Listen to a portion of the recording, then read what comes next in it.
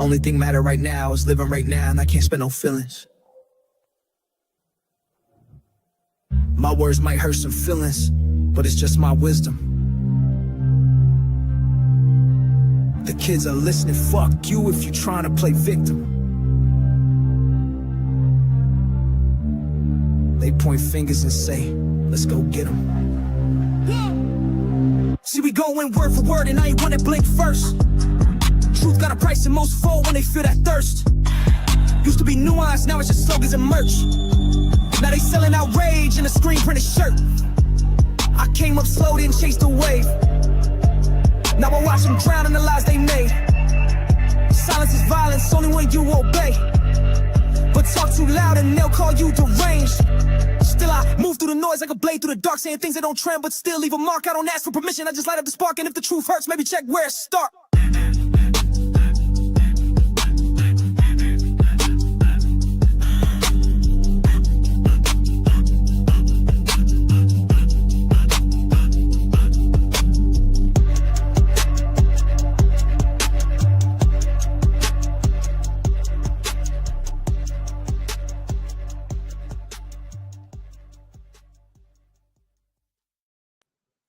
Hello, everybody. So today I'm going to be reviewing a conversation between Nick and Amia Hughes, and it's ought to be an interesting conversation. So the topic that they're talking about is trans women are not women, ? Or I guess if you're Mia, period.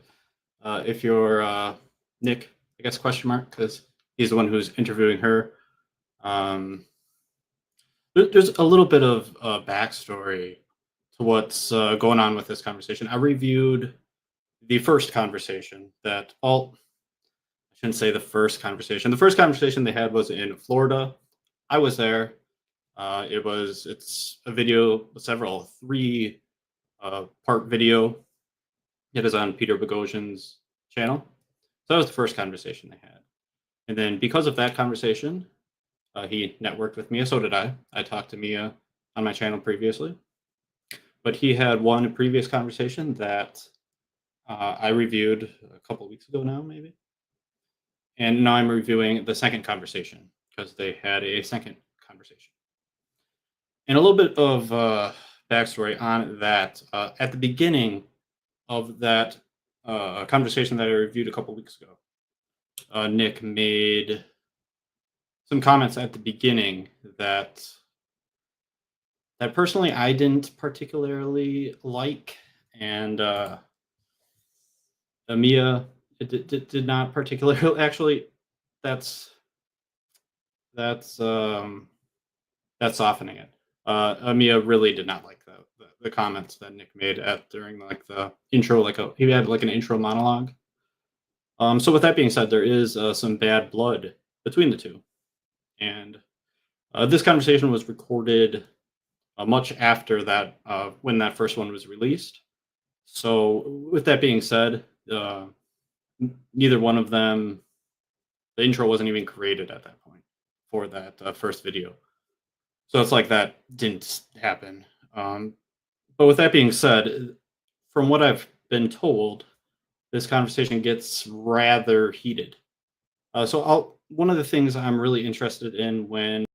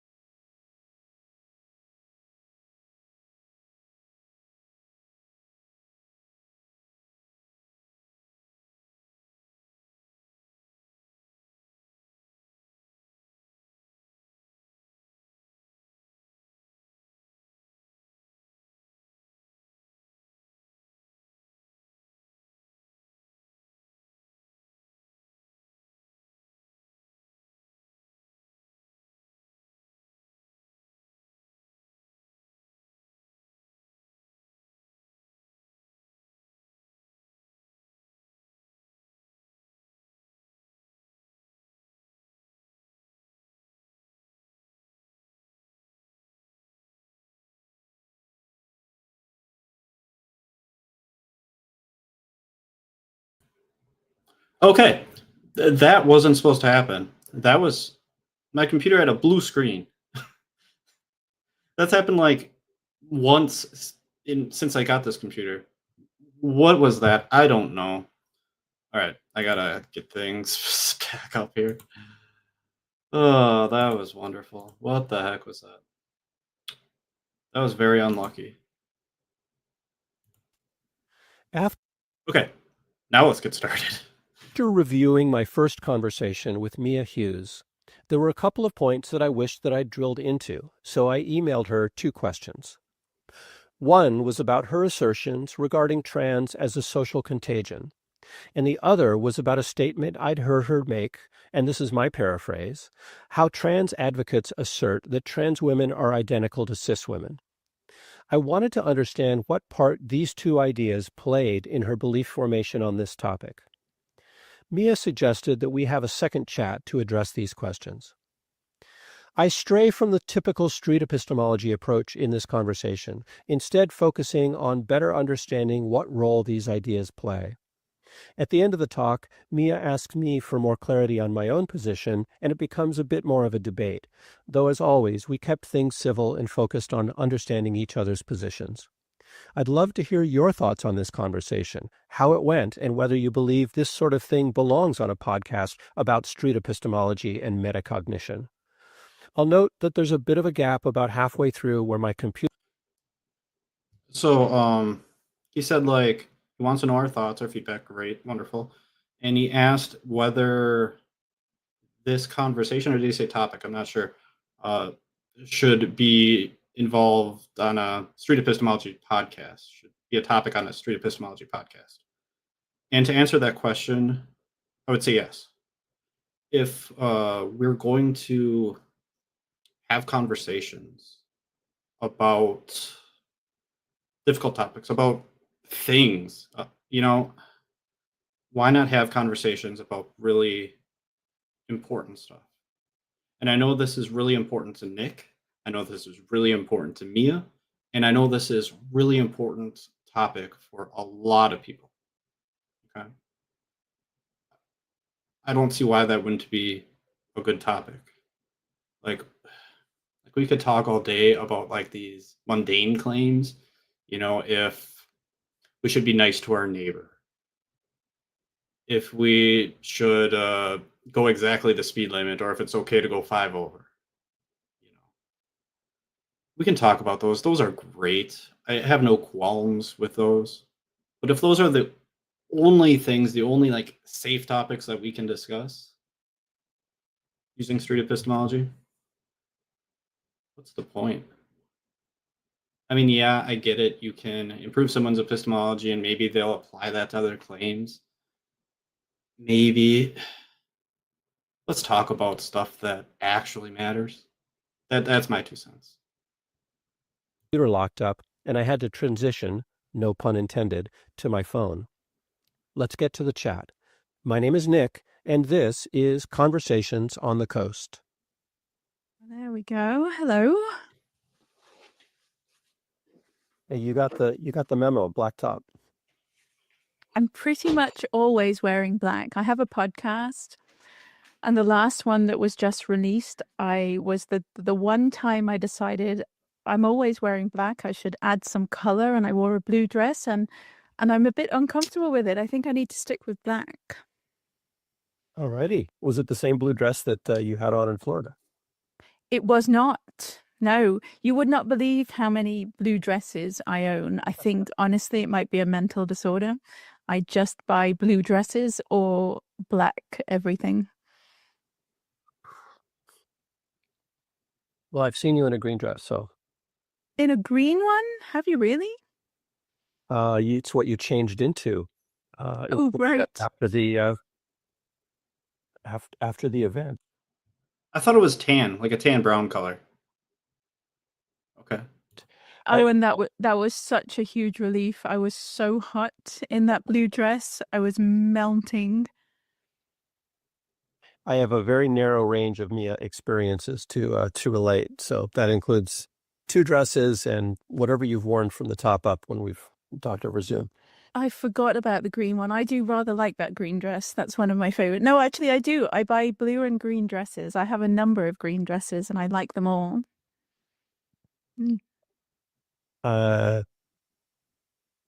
That's fantastic. I'm tempted to give you an assignment to buy some other colors, but you know what you look best in. So I've tried. Believe me, I've tried, and I don't. Red. I'd love to be able to wear red. I look terrible in red. I've tried. Yeah, I do. I do need to branch out a little bit, vary it up. well, I would never judge you for deciding what you look good in. Cool. Before we get started, I reviewed the previous discussion we had, and I need to ask you about when we last talked, you were just heading off into the Canadian wilderness in a cabin with no Wi-Fi to write a book proposal. How did that go? Oh, it's a terrible thing, to be honest. I don't have a lot of time. Yeah, it was winter. I went up there. I think I spent a couple of nights completely alone, like The Shining. And no, I didn't manage to complete it. And then it was like, okay, well then I need to give another weekend at some point. And then I have 2 jobs. I have a podcast. I have 3 children. I'm in the gender debate, which is just, it's relentless. The developments are relentless. Like all day today, Quebec produced a report. So for the entire day, I was reading this report in French, and which was not part of my plan at all, but it just got released and I had to read it. So no. And then, I have these, it's a crisis of confidence. I want to know if she knows French. Like, she said she read it in French, so she must know French. That's impressive. I would just like use ChatGPT to translate it. So it's like I'm writing it. Yes, this is what I want my book to be, and then didn't manage to finish it. Weeks have passed, and then I think maybe that's not how I should do it. Maybe I should do it a different way. And then now I have a whole other book proposal that I have outlined. I've outlined it. It's there, and it just needs to be written. But if you let time elapse, you can lose confidence. And maybe the one I have now is better. I need time. And then of course I just bought a house, and so just to make my life as extra stressful, I just decided, spur of the moment, we decided we need to move, not spur of the moment. For 5 years we've been saying we need to move, but we found the house that we love, and so Nice. yeah, we're going to move and have 2 mortgages because we just couldn't get our house on the market. It's too chaotic, so we're going to be poor instead and have 2 mortgages until we can sell our house, but that's fine. So I'm surrounded. It sounds like you have a very full life, and that's wonderful. Yes, it is, right? It's never dull. That's a good thing. Well, I'm sorry to hear you didn't finish the book proposal. It sounded like a grand adventure. I know, but I think maybe my new idea is better. And so I need to move house and then write my book proposal. Well, now we're going to have at least one more discussion so that I can find out if every time we talk you have a new book proposal. Right. With the bad blood, I don't know if that's going to happen. I guess we'll see. I hope it will happen. Like, I'll do another review. Replace the previous one that didn't get completed. So right. are you okay talking about what the new book proposal is about? We have you on tape talking about the previous one. It's not too dissimilar from the previous one, and I think I did even talk about it on Twitter. So it's not a secret. It's most of what I've done over the years has been studying historical medical scandals and comparing and contrasting to now. And I find it's very effective for helping people see what we're dealing with now. And so what it was psychiatry. I had this idea, I think that last one was psychiatry creating new types of people and how these and how like four medical scandals in the past where they created a new type of person and there'd been a social contagion, and this one would branch out from that, because all along I've said many times, and all along I have this in my mind that the gender medicine thing is a super scandal, in that all of the ones I've studied in the past, it combines elements of many of the worst scandals we've ever seen, and it combines them into one super scandal. And so I thought, rather than sticking with psychiatry, because I've written about ovariotomy, which is when they surgically removed healthy ovaries in the 19th century, biggest scandal of the 19th century to cure mental illness. It was completely pseudoscientific. Many women died. Lobotomies is the obvious one. Multiple personality disorder is the psychiatry angle. Pediatric endocrinology, they did a height manipulation scandal where they pumped healthy kids full of hormones if they were too short or too tall to try and make them normal height. So I thought I would combine all of them, all of the research I've done over the last 6 years, combine it all together in one book and show why trans is a super scandal, why it combines all the elements. And I think it's a more powerful book than just focusing on psychiatry, but I can still put in all of the psychiatry and the philosophical side where, categories, if you label someone, they become the label. I can still put all of that in. And I'd like to even get in there the corruption and the fraud of WPATH, because of course that's been my focus for so long. So I think I can even slip in the unbelievable fraud and corruption of the medical association at the center of it. I don't know. I think it sounds better. It sounds better when I talk about it, and my plan looks great. I just have to write it. Simple matter of writing. Just have to write it. No big deal. Yep. Cool. Well, that some of what you're saying dovetails into some of the stuff I wanted to talk about, and so I had written you and said. So that was basically small talk. No problems there. Hey, reviewing our interview from before, and there were a couple of places where I wish I had asked additional questions. And you said, hey, rather than just addressing this over email, let's talk again. So. Yeah, because I don't. One part of it was I just don't think I completely understood your questions, and like, okay, we could keep this email going, and you can explain, or we can just talk. It will be easier for me to answer. It's a lot easier, yeah. In doing it interactively. I'm a little worried about the how far this will extend out, but let's give it a try and see if we can kind of address things we'll take the amount of time that we need. How long did we go last time? Because there is only a certain amount of time that people will listen before they die bored. I think it was less than an hour and a half, but not much less than an hour and a half. But okay. I think like an hour 15, hour 20 minutes is what I remember. So are we aiming to nail this in like 20 minutes or half an hour maximum, or let's see how it goes. So I had two things that I wanted to ask about, and the first is, and you just kind of went into it again, is the idea of a social contagion. And can you start by kind of defining what that is? So social contagion in general, the general concept of social. How do we define a social contagion? It's the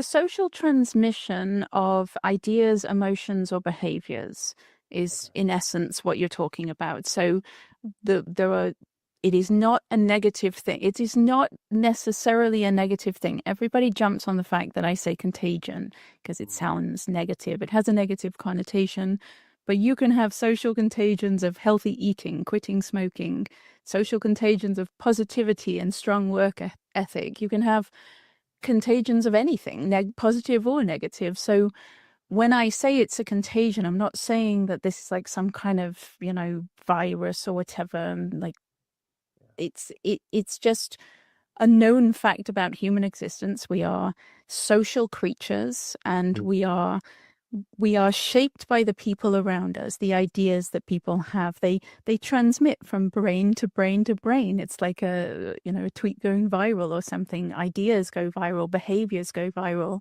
And so some social contagions, sadly, are negative, though they are detrimental. And in my opinion, trans is it's a harmful one.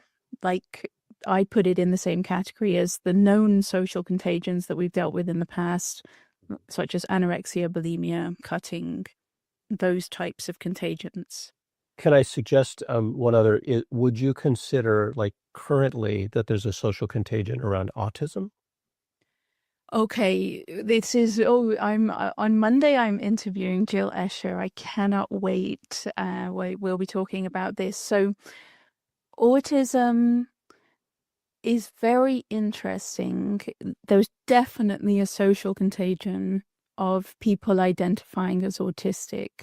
Excellent, because that's what that's all I wanted to do is see if the analogy that I had brought up, if that matched that. Fantastic. So the question I wanted to ask, because in some of our conversation before, it sounded like you were implying that the fact that a social contagion exists means that the thing the social contagion is about is untrue or false. Can you like, what does a social contagion say about, like, the truth value of the thing the social contagion is about? I already don't understand that question. At first, I thought he was going to ask, like, what does the social contagion aspect say about whether it's a good thing or a bad thing? And I was going to say, Nick, she already answered that question in her whole previous monologue, right? That was answered. But then he busts out how it relates to the truth. I don't know what that means. Hopefully Mia knows what that means, because I don't. Why is this not playing? I don't Oh, it think is. I don't think I understand. I mean, well, first of all, we've got idea, emotion, and behavior contagion. So Yeah. can't have a truth about a behavior. Like, there's no, it's just a behavior. If it's an idea contagion, then we can talk about whether it's true or false, I suppose. An emotion is not, we can't. So for example, with the social contagion around autism, okay. does the fact that there's a social contagion around autism imply that autism is not a real thing? Absolutely not. Okay, cool. And that's really all I wanted to all I wanted to ask, because so in the case of trans, if I understand you correctly, then the fact that there's a social contagion around trans identity in itself doesn't mean that trans identity isn't real. No, trans, you can't compare trans to autism. Well, you can. It's very good comparison to a point. But the problem with trans is there's no clear definition of trans.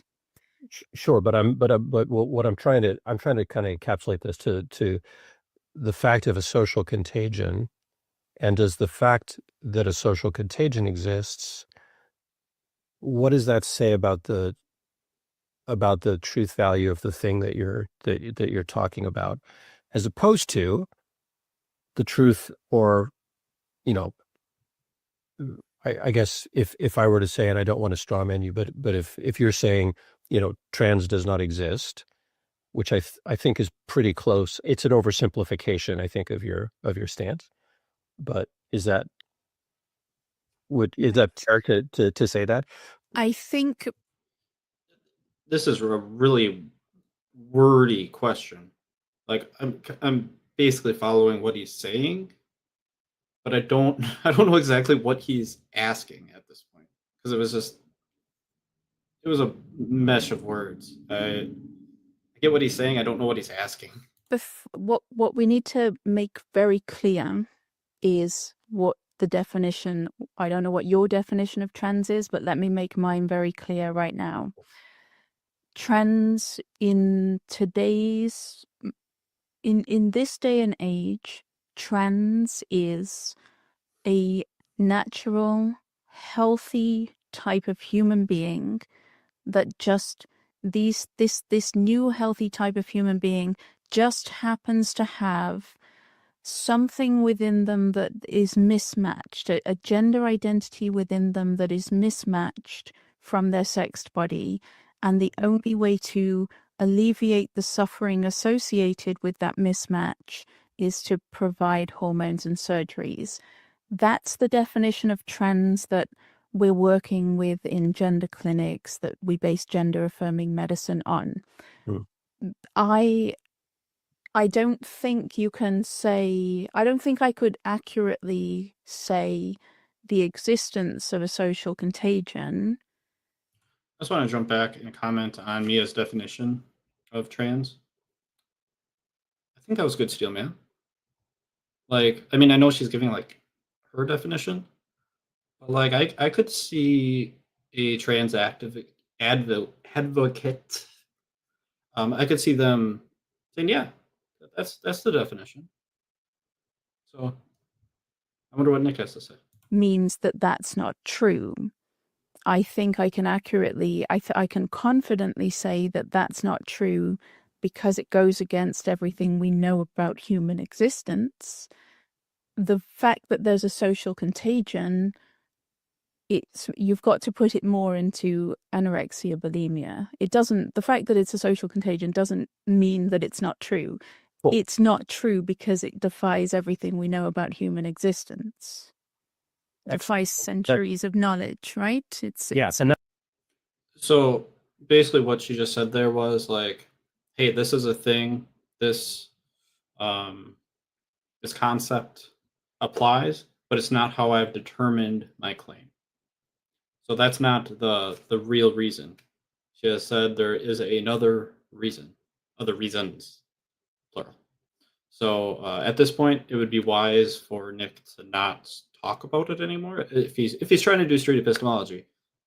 This ain't the real reason. So if he keeps hammering on this, it's a mistake for street epistemology if that's what he's doing.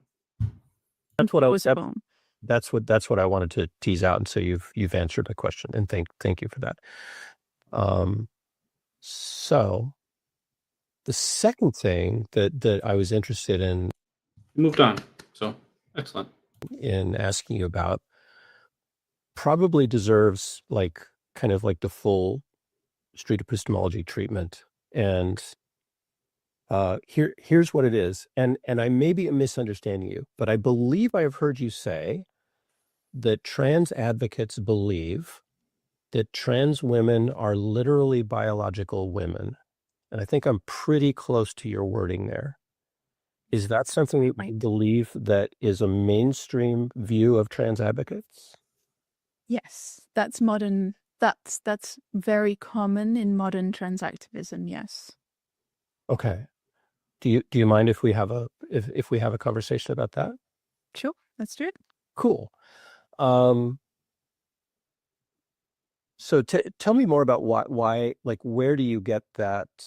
What supports your confidence in that belief that trans advocates believe that trans women are literally biological women? And maybe you could kind of unpack for me what you mean by literally. Do you mean like the traditional sense of literally? Well, I don't know if I would have used literally, but first of all, I doubt I said biological women because I don't use that. I find it redundant. There are women. There are just women. There's no such thing as a biological woman. It's just a woman. What I do know from 6 years being embroiled in this is that modern trans activism pushes the idea that I don't use the term trans women for simplicity. Why not? So push the idea that trans women are female, Mm-hmm. and that's there's just I don't like there's abundant evidence. It's everywhere. We've got the most famous one, I think, is this man called Veronica Ivy. He's some kind of cyclist or something competing against the women, like way ahead of the women. You know, he's got these great big thighs and everything. And he went on a television show and told millions of people that he was biologically female. He was literally a woman, like he said this. But there's evidence everywhere. That's what they say. But the best example that I can give is I was a reporter before I was were doing my research now, but I was a reporter. And I reported on this incredible employment tribunal case here in Canada where a WPATH expert, very prominent member of the World Professional Association for Transgender Health, she was called as an expert witness. And she spent hours and hours and hours arguing that trans women, so-called, are female. And the way she did it was obviously by redefining what female means. And so she's like, you know, you can define female as chromosomal, you can define it as gametes, but she was like, but that's not the modern multi-dimensional way. And she was arguing that female meant hormonal sex. She actually invented a new type of sex called hormonal sex and suggested that because these men take massive doses of estrogen, that they are in every important way that we should only consider they are female, and therefore they should be allowed in female spaces. So this is an expert witness, one of the leading WPATH members and the leading researchers in Canada at the highest level on record making this. So I'm not making this up. They really do think that these men are females. So The way this question or this topic, I guess you could say, was brought up by Nick, it was a really weird way to introduce it. It was like, hey, you believe that these other people said this thing. It's why, I mean, they're gonna obviously transition into just talking about the topic, the title and the video. Trans women are not women. That's gonna be what they're talking about, right? But like, why was it introduced like that? Like, I think that might have been the goal here to get to there. But like, it was just that. Just say you want to talk about that. It's a lot more simple. can we get into a little bit of the definitions? Because there's the definition of woman, and then there's the definition of female. I guess what I'm asking about is your impression of how trans advocates would, in the mainstream, define those two terms. And then maybe that's different from the way you define those two terms. We're still on like what other people think. I mean, it's okay to like bring that up. Like, what is something that someone else would think, or somebody who thinks it differently? Yeah, that's fine. I would have worded it that way. I would have been like, someone who disagrees with you, what would they define women as, and what do you define women as, and why do you disagree? That would have been the question. Very different, believe me. So I know trans advocates, we can go with the government of Canada because they're raging trans activists. The official definition of woman in the nation that I live in is anyone who identifies as a woman. That's how we define women. So you trans activists will define women in the most idiotic, circular, embarrassing way. Woman is anyone who identifies as a woman, which of course relies on the fact that you already know what a woman is. I'm going to just pause here to say what I would like Mia to say instead of what she said. She said idiotic, right? Like, in other words, foolish, dumb, right? I would have preferred that she said something else. Like, in her mind, obviously, it's this definition isn't making sense. Is it idiotic? Maybe, maybe not. But instead of making that judgment, it comes off hasty.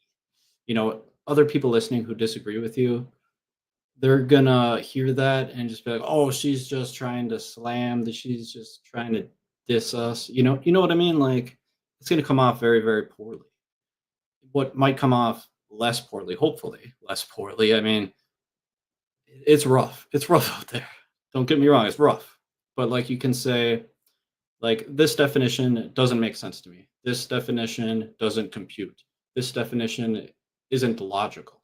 You can say stuff like that. It's basically the same meaning, but it comes off less as an insult and more off as just talking about it, right? That's my 2 cents there. Sure. in order to know what these people are identifying as. But anyway, that's how you define women. And then female, I mean, this is the thing that they also, a woman is anyone who identifies as a woman, but also a woman is a person with a female gender identity. So you've got the magical, mystical concept of gender identity.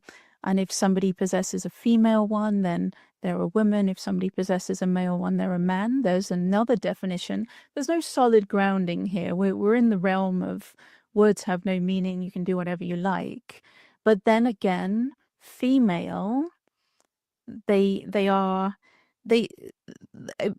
other than Greta Bauer, who was the one testifying, arguing that female meant hormonally female, high doses of estrogen, they will argue that you can't actually really define female because there's no clear definition of what it means, that maybe it means female sex characteristics. So if a man has breasts, he has female characteristics, so therefore he is female.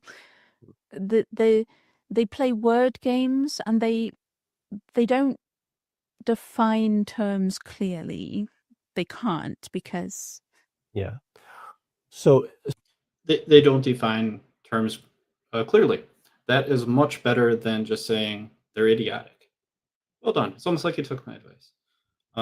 There's a comment here. To Steelman, her use of the word, she is probably or probably has dealt with a lot of frustrating situations that weigh heavily in her mind. I don't doubt that is true. That's probably true. However, I think her goal is probably to convince people that her stance is the correct one, right?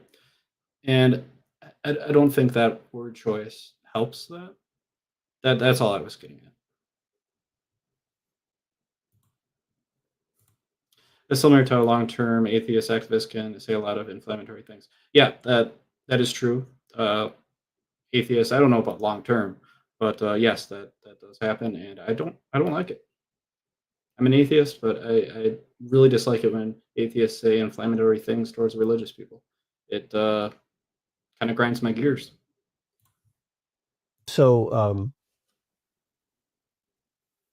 so it sounds like there's difficulty around the science around sex, that maybe there's some ambiguity in some of these terms, and that makes it difficult. Is that well, What is going no, on? there's if you want men to be women, Anybody else hear that? you Is have it to me? destroy the meaning of the words woman and female in order for that to become true. And that's what they did. There's no Anybody else hear ambiguity. that? There's I no can't hear the video anymore. gray area. The word woman and the word female have Why is this happening? Okay. I'm at like the 25-minute mark. Let me try a different file. That should work.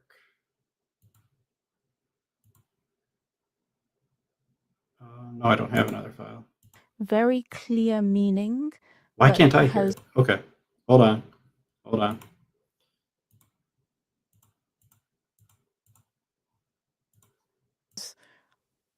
been widely understood the world over for centuries. And Okay, man. What is going on here? one other? I lost my headphones. Okay, hold on.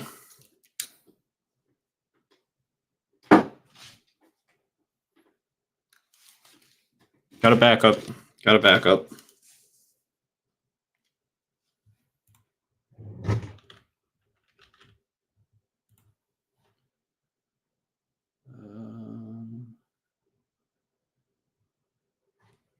Perfect. I'm sorry about this, guys. What the heck is going on here? I don't even know.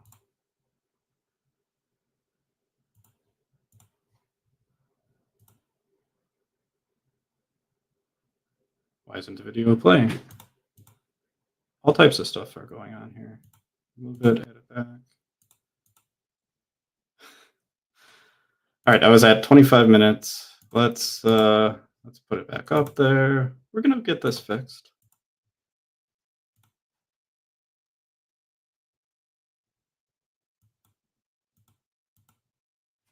Really, really, StreamYard, what are you doing? Okay. Not sure what to do here. I'm gonna try renaming it. Maybe that'll trick it into thinking it's something new. That did not work. All right, I'm gonna try to share my screen. Hopefully that will work. It didn't work last time. Why? What? Why did it just stop? Like, I couldn't hear it. That's so weird. Can I hear other things? I can't hear anything. Okay, that's the problem. Why? Why can't I hear other things?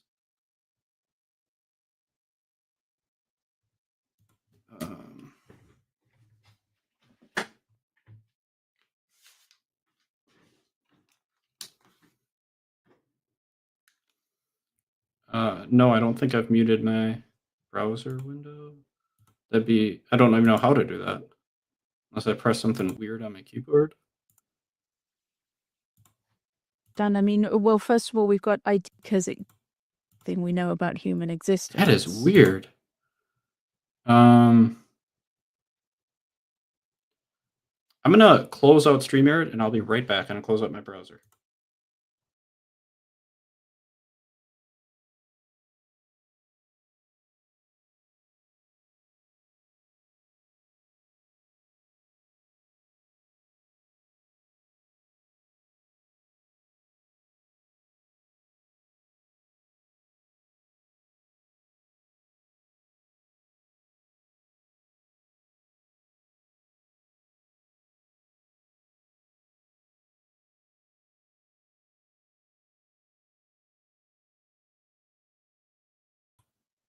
Okay, let's try this one more time. Hopefully this works. After review, Okay, I can hear it. What was that, 24 minutes? Is that where we were at? Hormonally female, high doses of estrogen, they will argue that you can't actually really define female because there's no clear definition of what it means, that maybe it means female sex characteristics. So if you destroy those very clear meanings, that you end up in this muddled territory of, it's a fun language. We add, we take away, we change meanings. And so I'm all for the evolution of language. I love slang. I love new terminology. I love Let's get too far forward. I don't know now. meaning that has We'll start there. been widely understood the world over for centuries. And it's only if your ideological belief system requires that you destroy those very clear meanings that you end up in this muddled territory of embarrassingly circular definitions and stupid ideas like hormonal sex. And how do you understand how word definitions are provided? So like woman in the dictionary, for example, how does that come to be? how do we come up with the word woman? Well, we have How do definitions work? How do definitions work? I guess that's a fair question. I think I would more like ask, how do we decide what definition we want to use for what word? That seems like a better question. But I see what he's kind of getting at. So how does a word wind up in the dictionary? How does it, right? Oh, let me think. So in the most basic way, I suppose, we use language functions in, we use words to describe things or actions or feelings or characteristics. We have different categories of words. So some are more fluid than others. You know, the meaning of adjectives can shift and change and evolve organically over time. I live with 2 teenagers and one 11-year-old. And just the other day, I saw there was a guy who delivered a speech at a graduation ceremony. He's like I this saw that. genius who speaks tons of languages, and he delivered the speech in Gen Alpha slang. And honestly, it was like listening. It wasn't it great. That's how my kids talk. So I speak Oh, that language. I hated it. It was Is terrible. fluid and it evolves. It's And terrible. English particularly, it's an especially elastic, like it's a fun language. We add, we take away, we change meanings. And so I'm all for the evolution of language. I love slang. I love new terminology. I love seeing how language evolves over time. But the word woman, the definition of woman is foundational to human existence. Man, woman, it is the building blocks of humanity. Male, female, the building blocks of biology. So these are not words that you can just, political activists can just swoop in and say, okay, this word, we're changing it because it doesn't suit our political ideology. That's not an organic shift. That's not a natural evolution with usage and time. That's political maneuvering in order to strip women of their rights. So it's completely different. The word woman truly has meaning, Yeah. and you can't just change it. So why do you believe that the word woman is changing in a different way than other words change? Well, when I'm saying, you know, I like the word gay because I love classic literature, queer as well, gay and queer. I love classic literature, and so if you read sort of literature from the 19th century, there's a lot of use of the word gay to mean happy, queer to mean strange, and now those words mean something very different. And over decades or centuries, they have evolved and they've taken on new meaning, and it has to be adopted by a large enough number of people in society in order for that natural organic evolution to happen. And that's not what happened. I mean, well, first of all, I probably should make clear that, you know, I just used adjectives. I used 2 adjectives, which adjectives will often, there's more plasticity, there's more, you can play around with them more. Whereas man and woman, think about there's no gray area. There's nowhere to go. If you want to change the meaning of the word woman to include men, if men can be women, then the word woman means nothing at all. I just want to note, and this is just kind of interjecting my own opinion, and it's not necessarily about the conversation itself, but words evolving, right? Like the example with gay meaning happy, and then now it means more so like homosexual, right? These terms and how they evolve, I can't really think of an example of someone necessarily advocating for a term to be changed. You know, it's something that happens just because people start using it that way, not because they're like, you have to use this word this way, or we want everybody to use this word this way. So there's a little bit of a difference there, I think.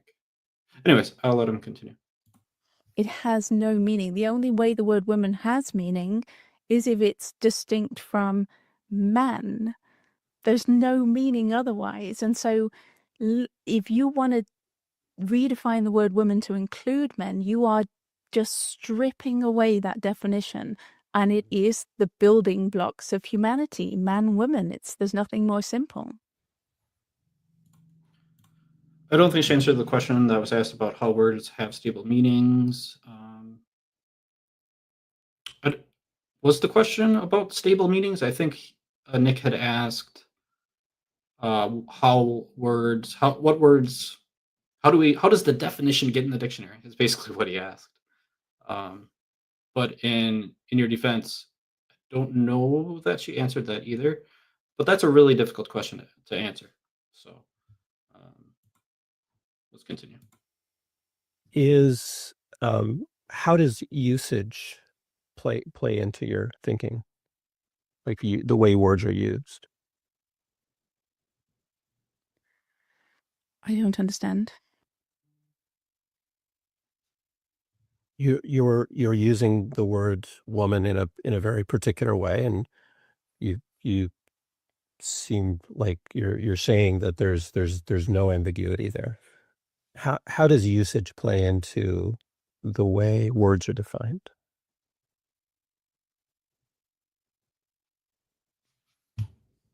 Well, language only functions if we all have a common usage.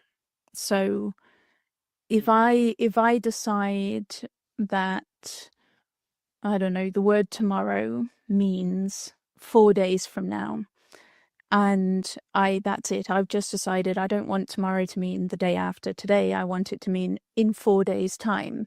And then I go around making my plans, arranging meetings, setting up tea dates for tomorrow, but I show up in 4 days' time. The entire system of language has broken down because it relies on the fact that everyone has a shared usage of the word tomorrow. It means the day after today. So if you're speaking, and I do feel this all the time because I'm in the gender debate, and I do feel that those on the opposing side don't speak the same language as me, and therefore it makes it very difficult to ever have a conversation because you must have shared meaning of words.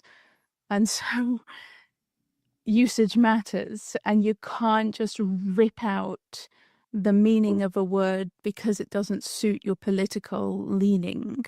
So the fact, And I agree with Mia. Like, you can't. If two people are using different definitions of words and you start talking, you're going to talk right past each other because you're going to be talking about different things, right? And I think it might be beneficial if Mia started to, and probably she does this to an extent. I don't know how much. Maybe she does this a lot. Maybe she does this a little bit. But like, just hearing those terms, and maybe she doesn't have conversations exactly like this, so maybe it doesn't really apply. But like,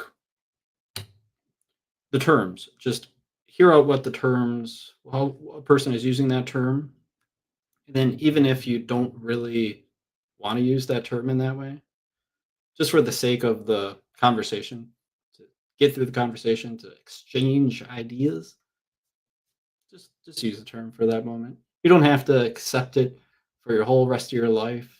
You don't have to accept it for even 1 second after the conversation ends. But just to get through the conversation, just be like, okay, I'll use that word like that for this conversation. You can even tell them that, hey, we'll use this word like this for this conversation. that queer now means something, it means more than one thing. Why is that fundamentally different from the word woman? Again, back to the fact that the word woman, the words man and woman they describe concrete reality. It's not an adjective that can have various interpretations of what are you talking about in what context. The words man and woman in every single context mean exactly the same because they describe an objective reality, and there is literally no gray area to man and woman. Every single human being that has ever walked the planet came out of a woman. Taylor, you're not like wrong. Like, nouns can like shift, and I think Mia would even agree with you. Like, that's possible. But counterpoint, everybody still calls Pluto a planet anyway. Us millennials, it's always going to be a planet. Let's be real. Literally every single one. So it is the foundation of humanity. Queer, so what? You change the meaning over a few centuries, so what? It doesn't matter. So are you saying that there's nobody who uses the word woman in a different way? Oh, well, I mean, there's a whole population in society who've bought into an anti-reality ideology, and they walk around using the word woman to mean what I can only tell is an insulting set of stereotypes. Woman is some kind of costume that a man can put on. Yeah, sure. There are lots of people, but the problem is it breaks down completely when you so many. Well, we talked about this. I remember in the event that hasn't yet been released, but we talked about this. There are so many other words that rely on the meaning of woman, that are derived from woman. Mother comes from woman. Only women can be mothers. But we've got in Canada, men can be recorded on the birth certificate as mothers when they're not mothers. Lesbian can only be a woman, but if you redefine the word woman to include men, then men can be lesbians. And then in Australia, lesbians can't meet without the presence of men because they untethered the word woman from its actual true meaning. So there are many, many repercussions when you give up the meaning of woman. And women pay the price, of course. You seem very confident that there is no wiggle room in the concept of woman, but a word like queer. Queer doesn't describe a concrete objective reality. Woman does. There is no wiggle room. There's all the wiggle room in the world. Use queer in whatever context. It's not going to result in men in rape shelters. It's not going to result in lesbians not being allowed to meet without the presence of men. It's not going to result in some poor kid being breastfed by a man who has a paraphilia. Use the word queer in whatever context you like, but the word woman is an objective reality. It describes an objective reality, and you cannot just redefine it because it has real implications for half the population. What is your confidence on a scale of 0 to 100 that that's true? 100. So 100%. And does that mean that you could not be wrong? I cannot be wrong.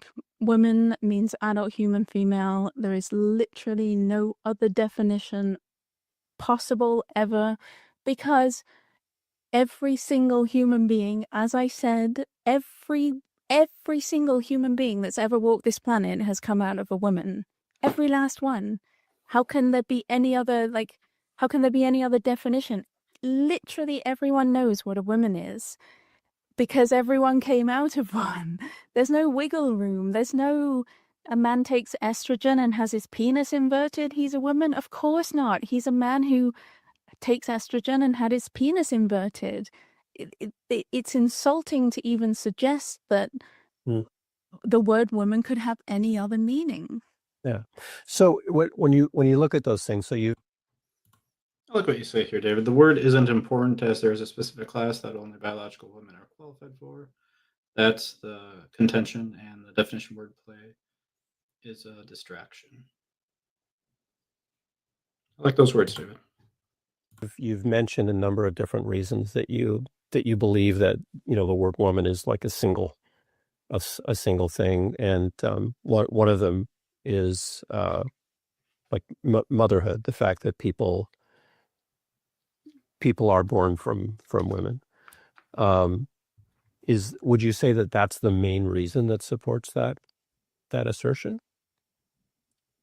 Yeah, I guess so. I mean, okay, like I suppose what I'm saying is, if you want to give men the word woman, if you want to, please these men who sincerely want to be women, I don't doubt it. If you want to give men the word woman, then you still need a word to describe the 50% of the population that have given birth to literally every single human being that's ever walked the planet. That objective reality still exists. If you want to take women away and give it to men, what word are we going to use to describe this group of people who still exist and still need a word to describe themselves? I'm not willing I think that's what David was actually just saying. And yeah, let's continue on. to give away the word women because I think it's the most important word in the English language right now for me, and you can't just give it away. If you became convinced that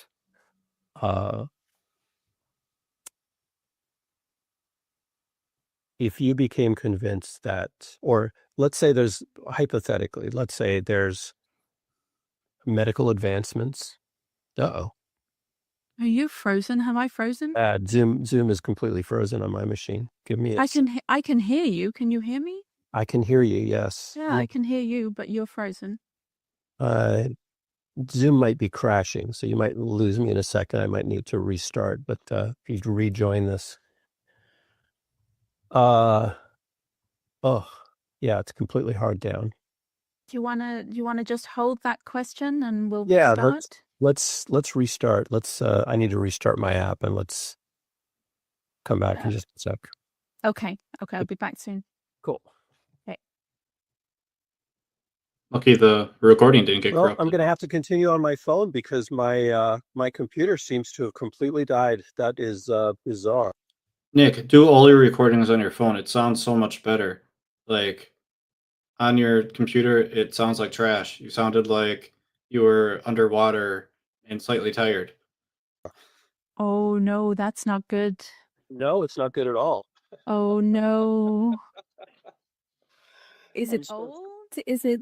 No, it's a pretty much pretty close to brand new machine that I use as my work machine. So Tell me Never mind, your phone sucks too. They both suck. everything is backed up. Tell me it is. I can't complain, or I can't speak. Like, I had a computer crash, and my audio probably sounds like trash, but sorry. oh yeah, just about everything that I do is on the cloud. So Me too. that's not a huge It deal. still sounds Okay. better. Yeah. Anyway, so Wow. the question I was going to ask is hypothetical. Okay. If the main reason that you believe that the word woman can't drift, right? The drift is unacceptable, is based on people who you consider to be, say, legitimately women being able to give birth, or being the ones who give birth.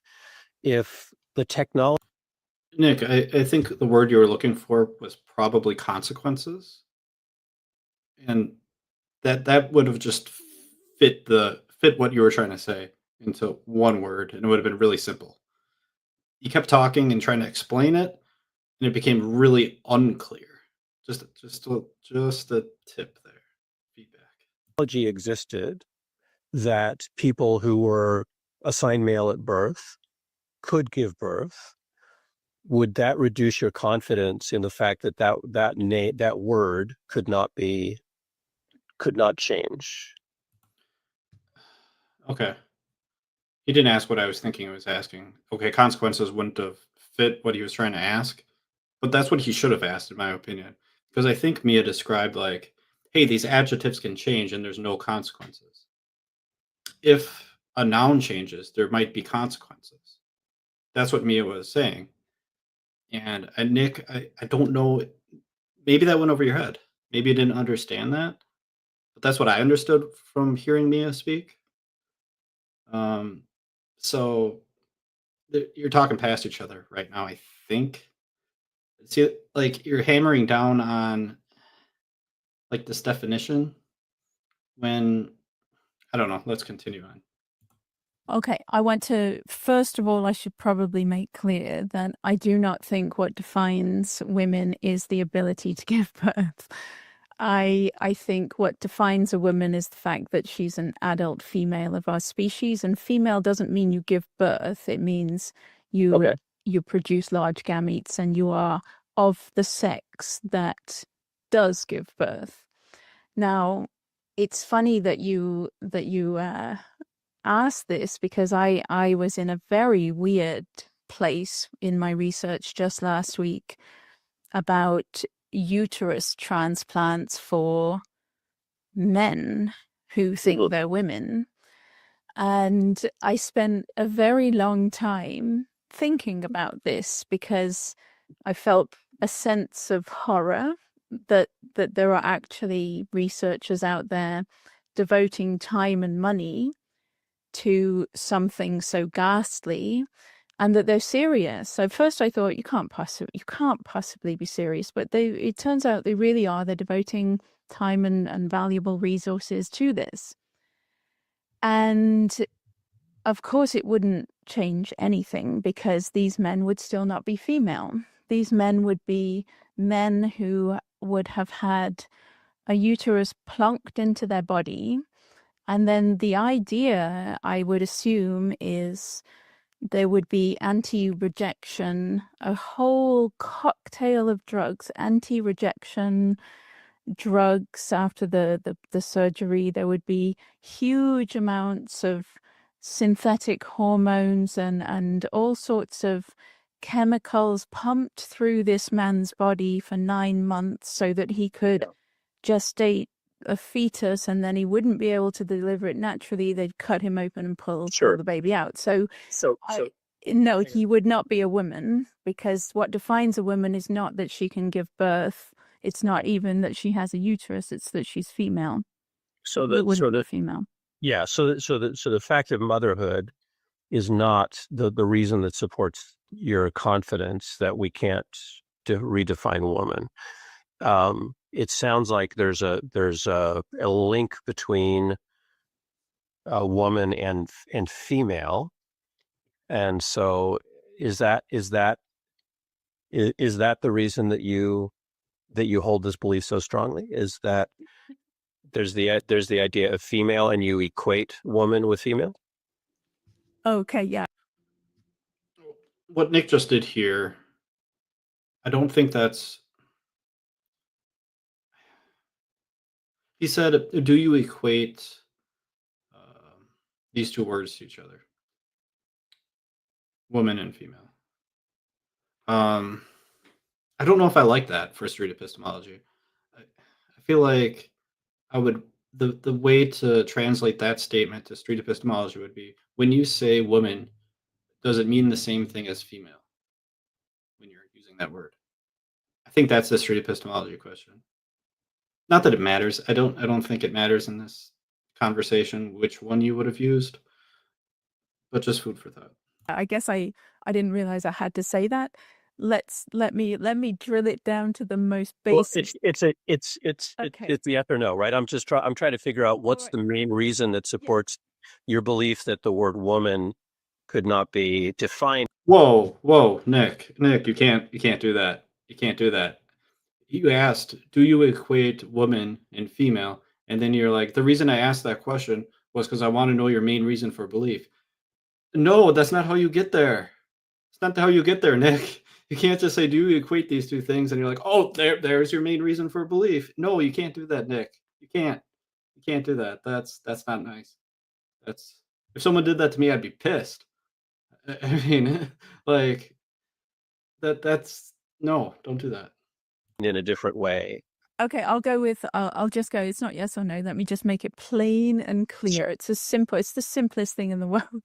I can't even believe I spend my time saying it. We are mammals. Mammals are sexually dimorphic.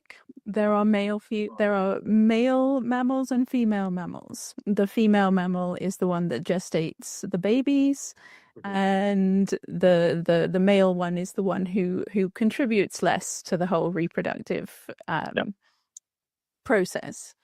So humans are mammals. Mammals are divided into male and female. There are two types of human being. Therefore, obviously, because we're mammals, we have male human beings and we have female human beings. In the English language right now, and for a very long time, the word woman is simply used to describe the adult female of our species, whether or not she is infertile, postmenopausal, prepubescent. Female means the ability to produce large gametes if everything's working perfectly. So it's as simple as that. There's no gray area. So Mia didn't pick up on that like little comment after the question, like the why you were asking it. It's either she didn't pick up on it or she didn't care. Either way, I guess you're in the clear. But be aware of that. but so how confident are you that trans advocates, when they use the word woman, are using it in that same way? I'm confident that they're not using it in the same way. Okay. So your assertion, the assertion that I was starting with was that you had said that trans advocates believe that trans women are literally women, are biological women. I at this point I'm wondering if does Nick believes that is what trans activists are saying, right? I'm wondering why he's questioning, and he keeps bringing that up. I'm like, they agree, right? Nick and Mia both probably agree on this, that trans advocates are saying this, that trans women are women. Like Nick and Mia both agree on this. I'm so confused to why Nick is like staying on that so long. I don't know. So that means that they're using the same definition that you are for woman. No, well, they're not. True? They are, except they've warped and distorted the definition of female.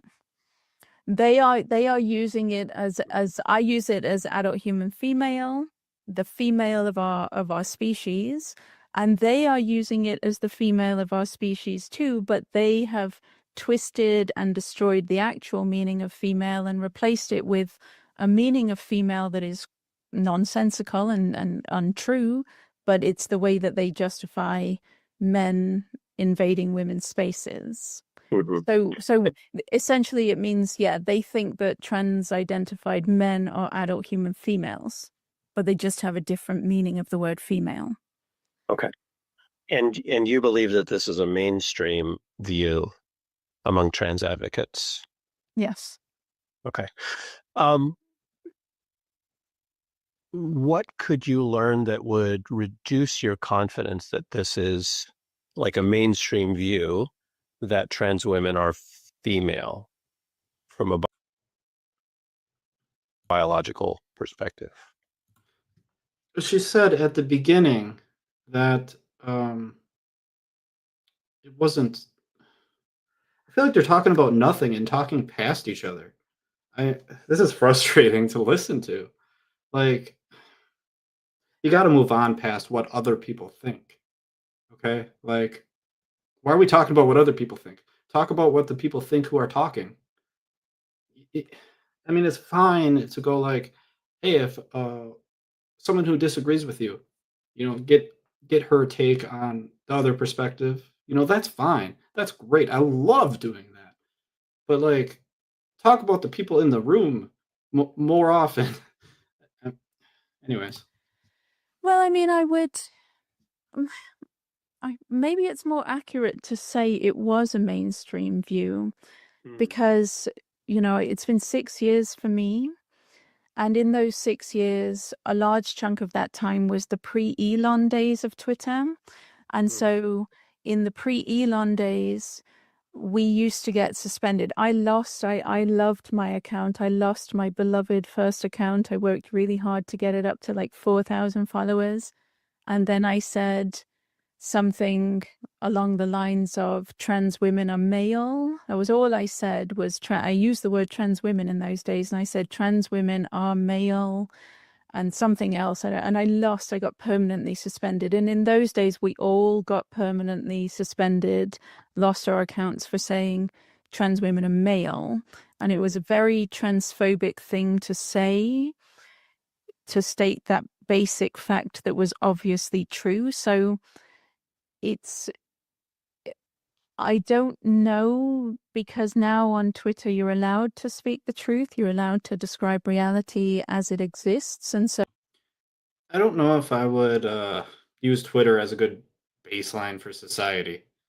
I think there's a certain quality or psychographic of a person that is attracted to use website like Twitter. Like occasionally I'll go on. I don't know. I don't think that's good representation of society at large. I don't think that's a good sample. I did, when I listened to that WPATH expert, that was about 18 months ago, where she argued that they were female. I've seen plenty of trans activists saying that they're female. It's still out there, but I don't know. At some point, they are going to have to abandon it because it's not true. And it's very difficult to defend something that is not true. And it is possible that they will shift. That it's very common actually amongst them that they just, okay, like born in the wrong body was a really big thing for a long time. These children are born in the wrong body. And then Is that not a thing anymore? I thought that was still something that advocates said quite frequently. Maybe I'm mistaken. public opinion shifted so hard against them that then they came out and said, oh, well, we never actually meant born in the wrong body. We were just speaking metaphorically, but they had it in all of their campaigns, their documents, everything. So when the meaning of words is not important, you can do whatever you like. When you don't respect the meaning of words, you can shift and change and chop it all up. It doesn't matter. Like, I like words to have meaning, and so I can't just chop and change. I can't just decide, okay, well, today woman means. I don't. I feel like, I mean, maybe I'm not following this very closely, and that's true. That is very true. But like, I didn't see them walk that back. Them. But also, what would be the purpose of walking that back? Wasn't it always sort of metaphorical in a way? Like, I mean, you're born in a body, period. Whether it was the right or wrong body, like that's always something else essence, right? It's not like that can ever be some sort of fact anyway. Like it's always some sort of metaphor anyway. Like I don't know. I should just stop talking. Man with a paraphilia, like words have meaning to me. Okay. So if could you see any possible world where a word like woman or man could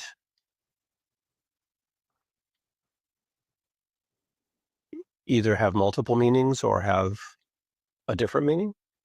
No, completely impossible.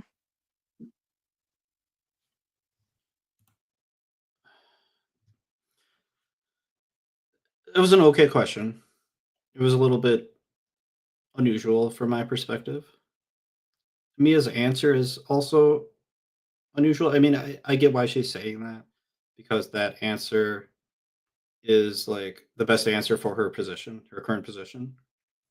But like, could anybody imagine a world where male means different things? Like it could happen. Like for example, in other languages, like they call like nouns male and female, like Spanish, right? I think Spanish is one. Does French do that? I don't know.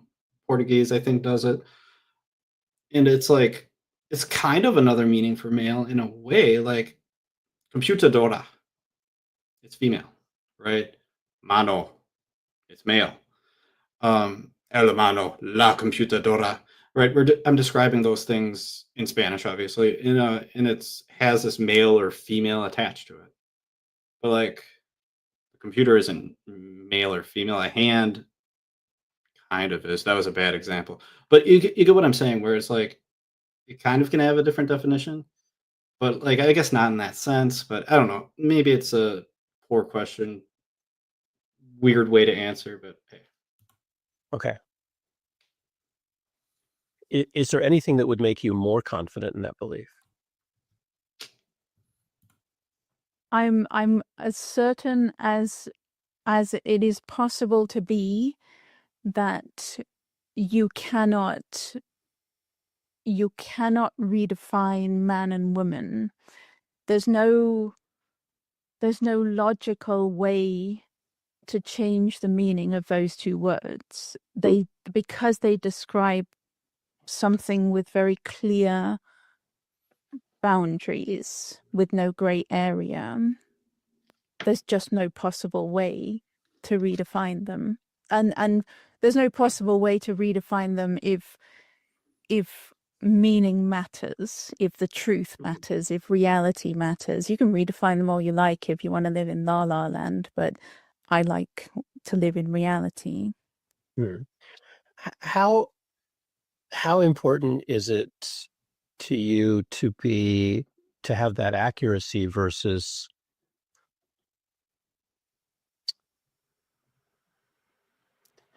if you were, sorry, I'm trying to figure out how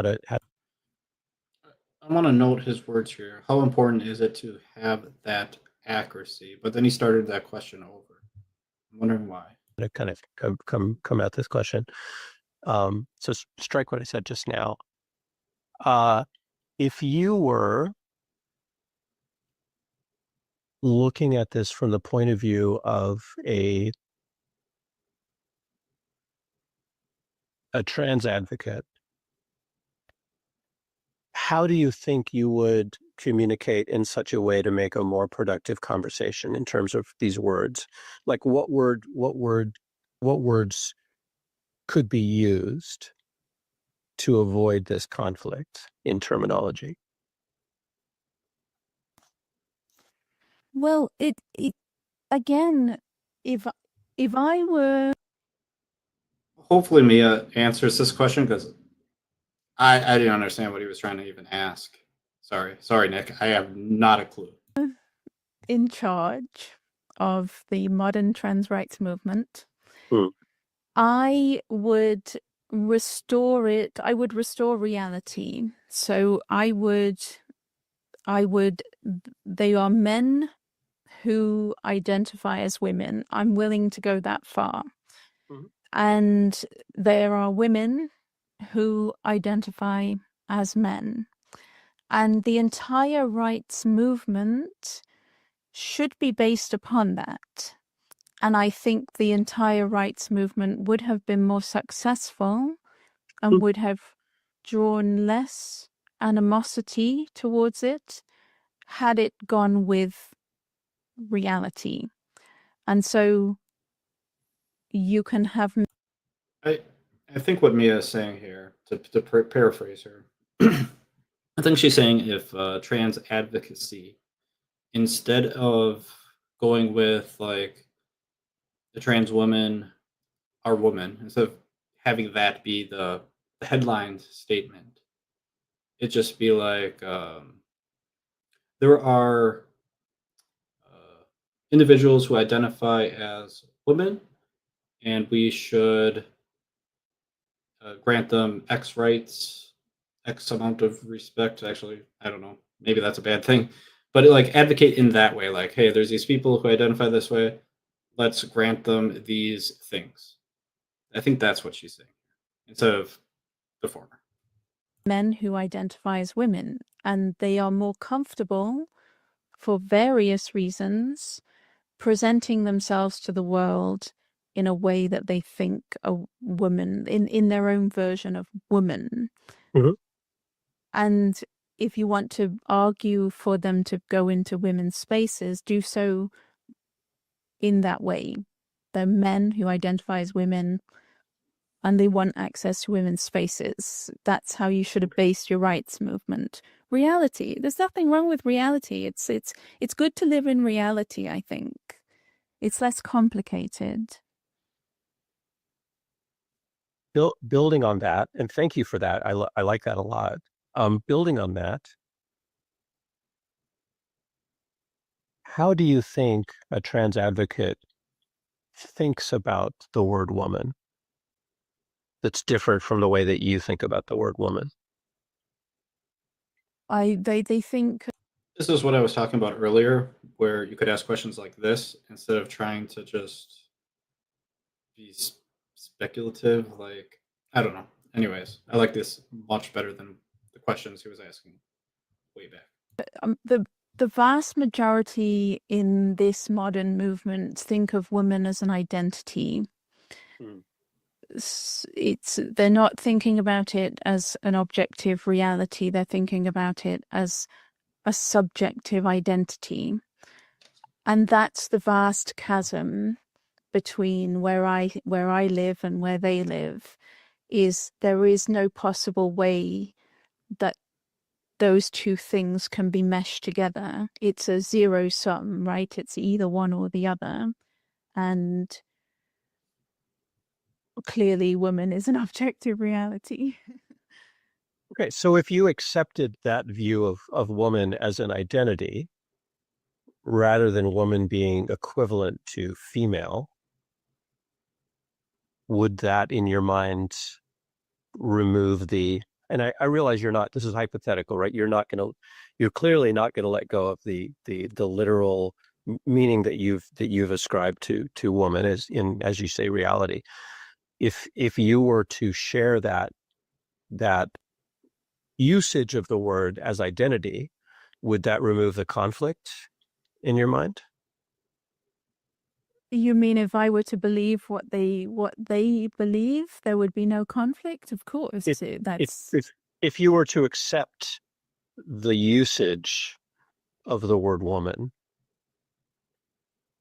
with or without believing that, that if you were to accept the usage that identifying a woman, you could call those people women as part of the category of woman, and have that be distinct from female. Well, I mean, I'm not sure exactly on the question, but I think what Nick is trying to ask is if you could split it up into more than just one category, instead of just having there be women and men, if there's another category, let's say trans women, how would you feel any differently? I think that's basically what he's asking. if I'm to accept that women is a subjective identity, then I have to throw my objective reality out the window, because you can't have both. The two meanings of women cannot coexist. I know that's how they see women. It just cannot coexist with how I see and how the entire world understands what a woman is. So based on that understanding, it sounds like you understand well what trans advocates mean when they use the word woman. Yeah, I think she does, Nick. I don't think we had to spend that much time on it. I hate to be kind of an asshole, but like we kind of figured that out in 5 minutes. Based on that definition, if you look at it from their perspective, do you still believe that the trans activists believe that a woman, in their definition, is identical to biologically female? I think we started with a misunderstanding in that I certainly do not believe that they share my definition of women. As I said, they do believe that these men, sorry, there are many different ways for them to make these men female. Okay, one of them is destroy the word female and rebuild it in a way that can include men. Another is if there's an F on your driving license, that means that you're female, and therefore that means you're an adult human female. We've got one of those here in Canada. Then there's just the identity, the subjective identity. There are many linguistic contortions that they make in order to bring about a reality in which men are female. I understand all of them, because I have lived and breathed this debate for 6 years. And it's not, it's not that I don't listen to the other side. I read all of their awful books. I read all of their essays and their arguments, and I listen to them. That's how I ended up where I am, by listening to them.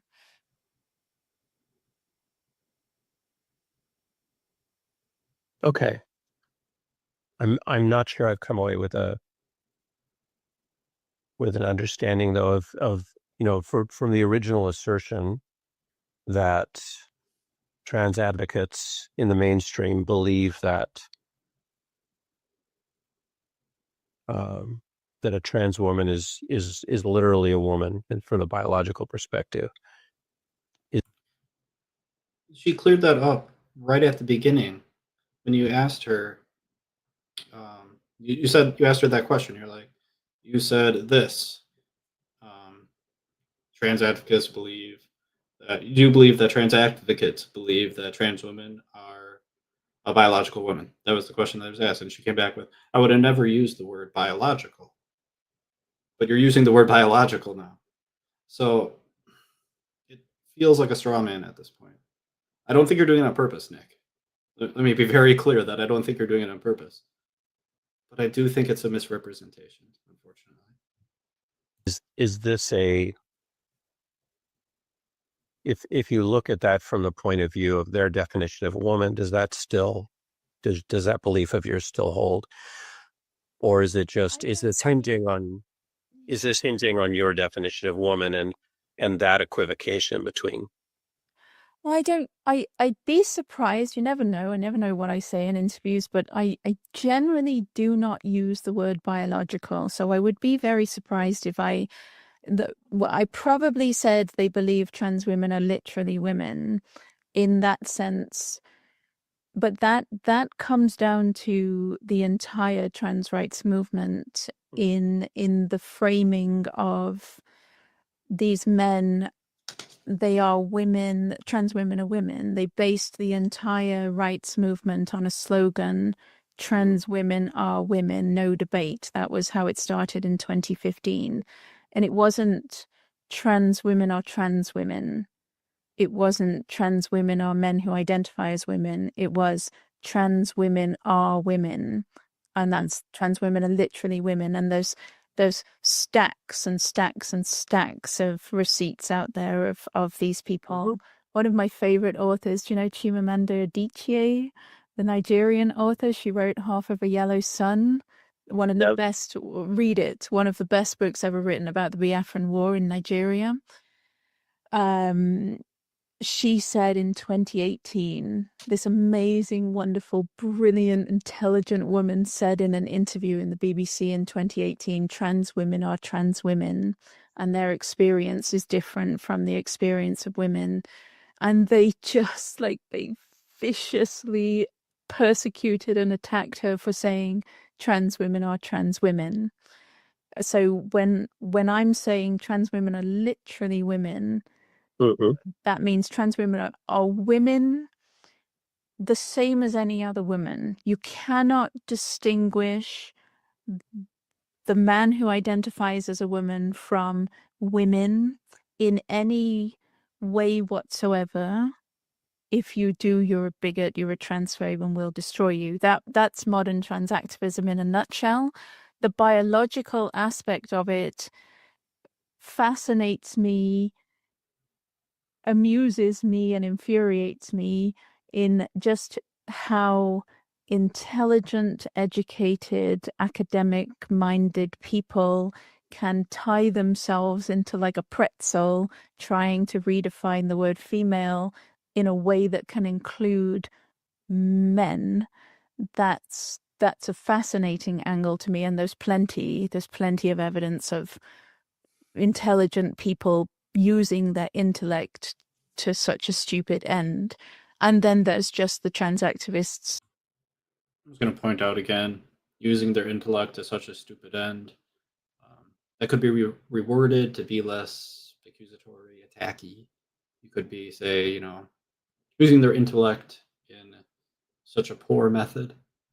or you could say, I think they have are mistaken about how they are processing this information. Something like that.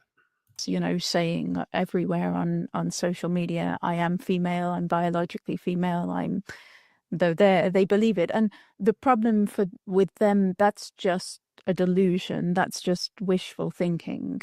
They want nothing more in life than to be female, and I understand that.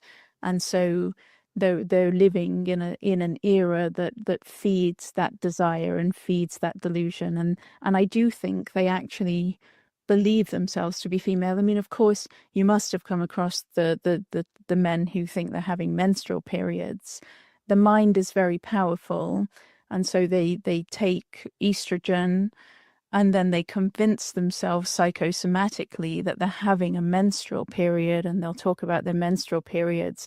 Of course, there's no blood, but they've created all of the symptoms of the menstrual period. So in that sense, yeah, they think they have a menstrual cycle. They think they're female in that sense.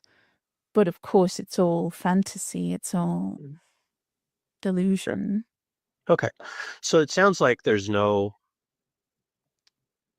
world or no argument or nothing that you could learn that would convince you that the word woman could be used to contain multiple categories of people, or that because it seems like the phrase, when we originally started there, what I was trying to probe for was, do you really believe that trans advocates believe that trans women are identical to for lack of a better word, biological female? Why do we keep going back to this? You got the answer, Nick. You got the answer. But when you say identical, I don't know if we're talking about the same thing. When I'm saying that that these men, trans activists think that these men are women, it's political activism. So it's always in the context of public policy, legislation, the ordering of society. That's what I'm talking about, in that when they say that these men are women, of course they're all the delusional ones who think they're having menstrual periods and everything, but in a trans activist sense, what it means is there's no difference between this type of woman and this type of woman. They all fall under the category of women, and therefore they all deserve the rights that are afforded to women. It's activism. So you've got the answer this time. Like, Nick, hopefully you've absorbed this. I really hope so. Because I think if you ask it again, she's going to get really frustrated. I mean, I'm getting frustrated. I probably, if I was Mia at that point and I was asked this like, I don't know, half a dozen times, I would be like really antsy. I would have been like, I think you may have asked me this a few times before. How can I clarify this? So I'm hoping that you've grasped this perspective. Yeah, precisely. This is how you order society. Yeah. There's many, many layers to the madness of how they'll contort themselves to make that true. And I think a lot of people need some help with some issues, but I don't know if I've answered. I don't know if we started talking about the same thing. I think maybe we didn't start talking about the same question. Yeah, well, sometimes these things take some time to get to work out, but I think I understand that the thing that I had thought you had said before, which I don't think you believe that. I think you're just saying that you're not accepting the view that woman is a gender role and could be fulfilled by people of different biological, birth biological status. And I think that that's consistent with what I know of your point of view, and the other seemed it seemed like maybe you were saying something different, and I don't think you are. I've just remembered one more though. Can I just add one more? Because it just came into my mind. The trans. Nick is trying to get her frustrated, in my opinion. There's no other explanation. No. I can basically confirm that this is not the case. I do not believe that is true. I don't think he's trying to get her frustrated. I think he doesn't know what direction to take the conversation. So he keeps coming back to that. And it's just not working. For some conversations using street epistemology, you can kind of do that and you kind of pick up new nuggets and go in a different direction. But when you're in this case, he's just kind of asking the same question over and over again. It's just not working. I don't think he's doing it on purpose, though. I get why he's doing it. It's like part of the method, sort of. Women are female argument. This is one of my favorites. Going to take it into a bit vulgar area now, but I've seen this argument more than once that the penis and the clitoris are the same, and so they're the same anatomical structure, and so they will argue that there's no difference between male and female because we actually have the same anatomical structure, but just on a different scale. That's a good one for trans women are actually female because there's no difference between male and female. That's another popular one. Mm-hmm. And do you believe that that's a mainstream view? Oh, I mean, the mainstream is... There's no consistency.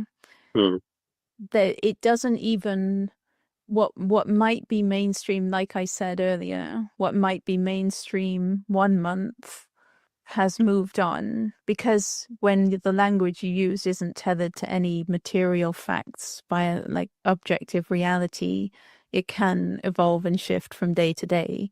So whether that's mainstream, no, I wouldn't say that's mainstream. That's just one of the many ways that they have creatively tried to argue that men are women. He appears unprepared to ask insightful questions about a topic. You've got some insight on the topic. He's aimlessly grasping and overwhelmed. I don't really think that's necessarily true. So he is trying to use street epistemology. And street epistemology is really good at two things. It's really good at truth claims, examining truth claims, and it's really good at normative claims. They're talking about a definition here. So I just don't think it's street epistemology, just reason for belief about a definition. That shouldn't be a thing. That's why, like if Nick really does want to do SE, street epistemology, you got to move on past the definition here at some point. This should have taken 5 minutes and then talk about something else, something related to this topic. But you can't just, it's just going in circles. You got to get it going. And I guess by mainstream, maybe what I'm talking about is like medical consensus or consensus of experts, but I guess no, that's not medical. That's trans activists. That's men who desperately want to be female, coming up with crazy ways that they can be female.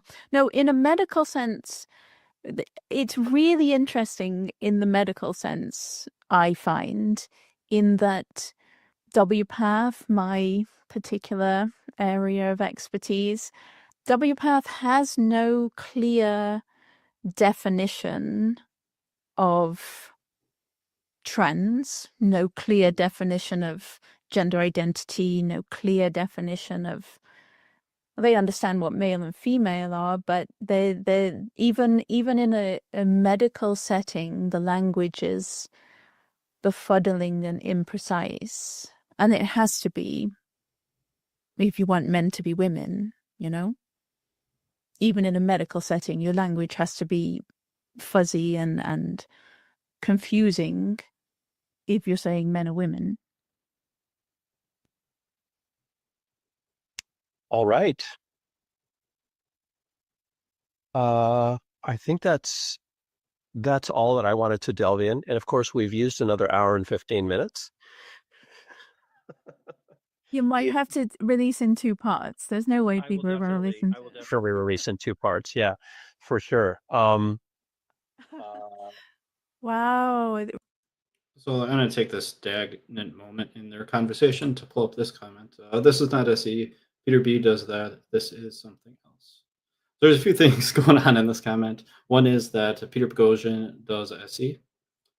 I would say yes. I think that his version is much different than the version that Anthony does and a lot of the other people who practice street epistemology. It's different than those people. I think Nick is closer to Anthony, right? Or maybe even myself back in the day. This conversation, and whether it's SE, I would say you're probably right. I don't think this is street epistemology. I'm not sure what this is. Nick at the beginning said that it was closer to a debate. I guess, maybe. I don't know. But anyways, we will continue on here. Really, that much time has passed? Yeah. Indeed. With a little bit out for technical issues, but do you have any questions for me? I mean, may I ask you if what your definition of women is? Just briefly, what is a woman to you?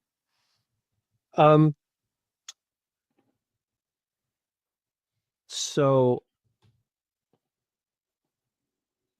I think that I ascribe to the idea of that gender is a social role which is distinct from biological sex. I'm also aware biological sex is complicated, where the human species is broadly dimorphic, but not completely dimorphic.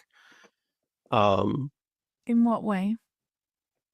Meaning we're broadly separated into distinct male and female categories, but there's lots of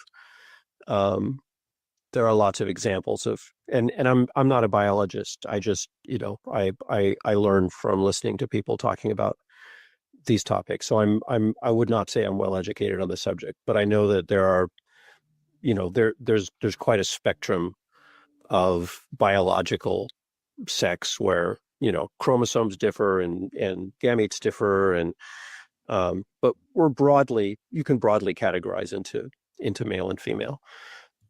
I want to try to paraphrase Nick. I'll do a little bit of SC on the fly, even though he can't respond right now. Obviously, he's not here.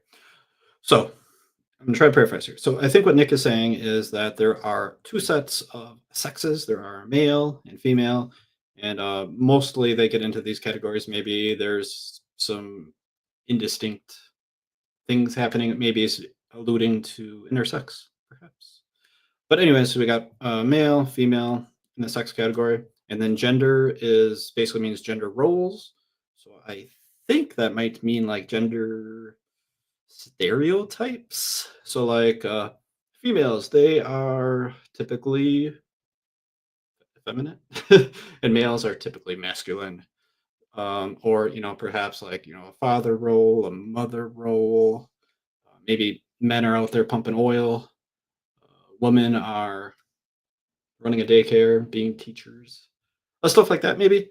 I hope this isn't a straw man. I feel like it is, but just from what he said, that's what's coming to my mind. So if I was talking to Nick, I would ask him, is that accurate?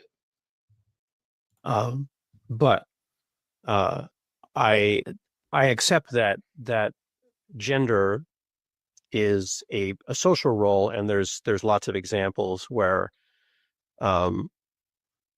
that differs either radically or subtly from biological sex. So that's kind of where I would put it. Is I would say the term woman, I would say that definitions of word come from the way they're used.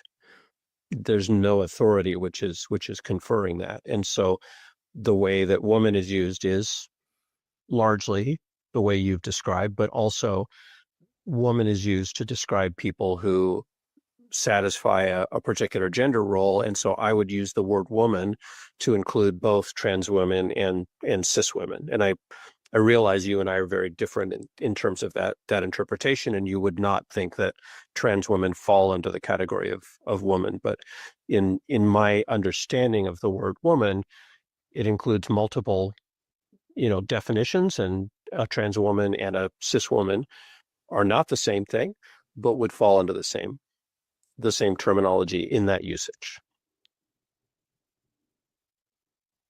Yeah, I mean, I And I understand you definitely think that's problematic, but right. And why is that preferable to keeping? Because there is no spectrum of sex. There's no gray area. You gotta throw that out the window. Don't.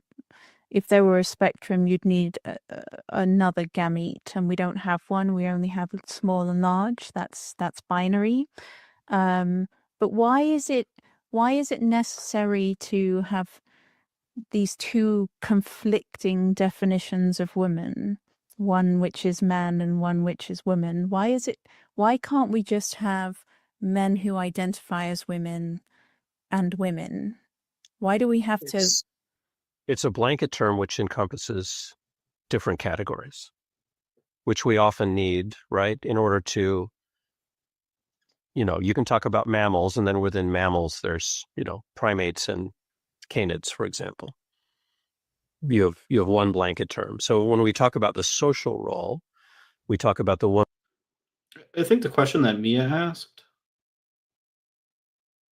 it's like, it's a good question. Like, kudos to her for thinking of that question and asking it.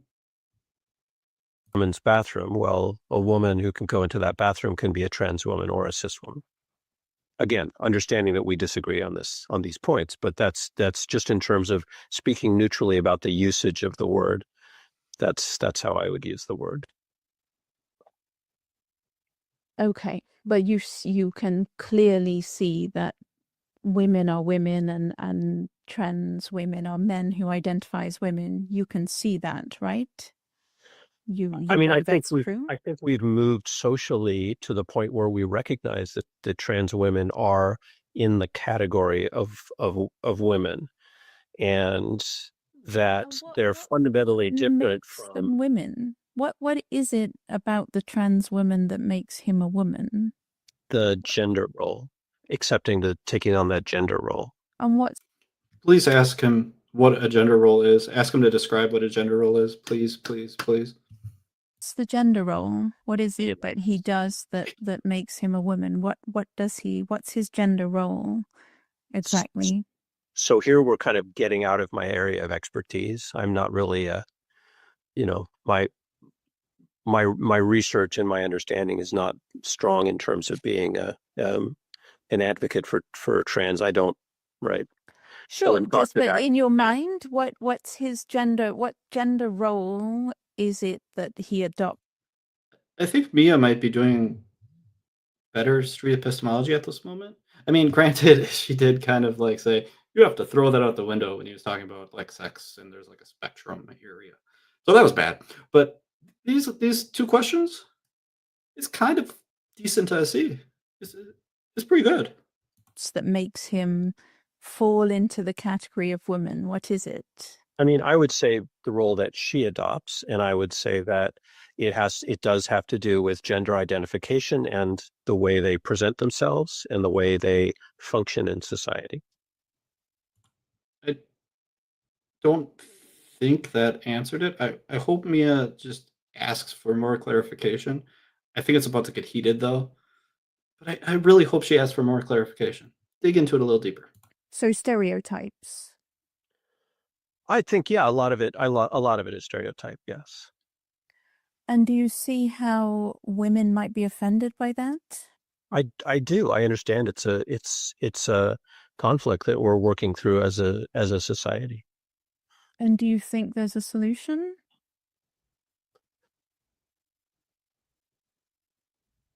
Um, Do you think there's a solution? That's a great question. It's great. It's open ended. She's not like debating him and nailing him to a wall. She's letting him just answer freely. What's the solution? I love this. I love this. This is great. I do think there is, and I think that this is so. This could go one of what the social movement around trans identity could go in a couple different ways. I think if you look back at the 1980s, where I think gay identity was very much under attack, there was very much a social contagion around it, and I think there were people who took the view that you take towards trans right now, which is that gay identity was unnatural and these people shouldn't exist and they shouldn't be allowed to have their identity. And we've progressed past that as a society to the point where we do recognize that gay and lesbian people are legitimate and they do have a role in society. And so I see us as in the same place in terms of trans identity. And the question is, and I think, you would say, no, this is wrong. We should not move to a point where this is accepted in society. I take the opposing view. I would say that we should move to where these people are accepted, because I believe that it is a legitimate identity. But we're not there. We're in the contentious phase where we're starting this. Now, it could be that history looks back and judges us and says, well, Mia Hughes was right all along. This was something that was wrong, and we're going to. Yeah, and I'm just as sure on the other side, and so history will judge us, right? May I just make? I want to. It's very important that I counter what you just said, though. So, gay rights, for sure. Gay rights. There were people who could not accept that some people were attracted to members of the same sex. They could not accept that people of the same sex wanted to get married. And over a period of decades, gay rights fought an exceptionally good civil rights campaign, open debate, persuasion. Trans rights is nothing like gay rights, nothing at all, in that gay rights never demanded that gay men be given access to women's spaces. Gay rights never demanded that people look the other way while teenage girls had their breasts cut off. Gay rights never demanded that women give up every single right, the sex-based protection in law. Oops, I meant to click that one. So she's supposed to be doing SE right now, or what is this? This is, what's it called? When someone makes a point and then you return. What's that in a debate called? A rebuttal? I believe it's called a rebuttal. That is what's going on here. If I would argue that gay men might actually be at risk in male prisons, for example, or even in some spaces. But gay rights, if gay rights had demanded that gay men be given access to women's spaces for their own safety, gay rights would never have succeeded. There would have been major backlash because that puts women at risk. So I'm not talking about not accepting people. I mean, it is fundamentally, to me, unnatural to want to have your penis chopped off. It is unnatural and unhealthy to want to have an appendage made out of your forearm sewn onto your groin. It is unhealthy and not a thing to celebrate for a teenage girl to want to have her breasts cut off. These are not, it's not a simple matter like gay rights of, oh, you just have to accept people who love each other, want to live together and get married. That's easy. It doesn't affect me at all. But trans rights is the complete rewrite of reality, and it demands that women give away all of their sex-based protection, and it demands that young people have body parts chopped off, and it demands that we sterilize kids, and it demands that lesbians are not allowed to be lesbians anymore. It's like most of the people that I fight alongside, a lot of them are gay and lesbian, and they're like, we don't even have the right to be gay and lesbian anymore. So trans rights is a direct attack on. So in the 1980s, the analogous stuff, and you're right, it is the issues are different and they are difficult, and it'll take some time to work through. In the 1980s, in the the panic against gay identity, it was married couples who were saying that people who are gay and lesbian who want to get married take rights away from people who are married. So in what way though? How do they take rights away? In what was the argument? I'm not arguing that it is. They just it's a similar sort of argument. So I would say, Yeah, Nick is talking about how like religious folks were like, if we give homosexual individuals the right to marry, then that disintegrates the word marriage or something. Like, yeah, that was a thing that those people made that argument for, and they were incorrect. That was a shitty argument. What Mia is saying is like the bottom line of gay marriage was just like, hey, this doesn't affect anyone else. We just want to get married and have the same protections, or have protections in like the job market, housing market, stuff like that, where trans advocates are advocating for things outside of that. So it's not like something like marriage or something like protections in the job market, housing market. It's beyond that. Mine is a real argument, though. Mine is a real objective fact that if you let males into female spaces, you do not have a female space anymore. Letting males in, one male in a female space, and it's not a female space. So women have to give up the safety and protection of female-only spaces in order to accommodate the men who invaded them. That's trans rights. Gay rights, so gay people get married. How does that take away? It's not like straight people can't get married. That would have been an analogy. That's a good comparison. If gay rights had made, not spur of the moment, for 5 years. Shit. Click the wrong button. I learned from listening to people talking about, you can talk about mammals, and then within where I think gay identity was very much every single right, the sex people who could not accept that some people were attracted to members of the same sex. They could not accept that people of the same sex wanted to get married. And over a period of decades, gay rights fought an exceptionally good civil rights campaign, open debate, persuasion. Trans rights is nothing like gay rights, given access to women's space. Gay rights, if gay rights had demanded that gay men be given access to women's spaces for their own safety, gay rights of reality, and it demands that women give away all of their sex-based protection, and it demands that young people have body parts chopped off, and it demands that we sterilize kids, and it demands that lesbians are not allowed to be lesbians anymore. It's like most of the people that I fight alongside, a lot of them are gay and lesbian, and they're like, we don't even have the right to be gay and lesbian anymore. So trans rights is a direct attack on. So in the 1980s, the analogous stuff, and you're right, it is the issues are different and they are difficult, and it'll take some time to work through. In the 1980s, in the the panic against gay identity, it was married couples who were saying that that's what trans rights is. It's a massive imposition on society in that we all have to give up so much, and kids end up with body parts chopped off, which is an egregious crime that surely no decent society would ever allow.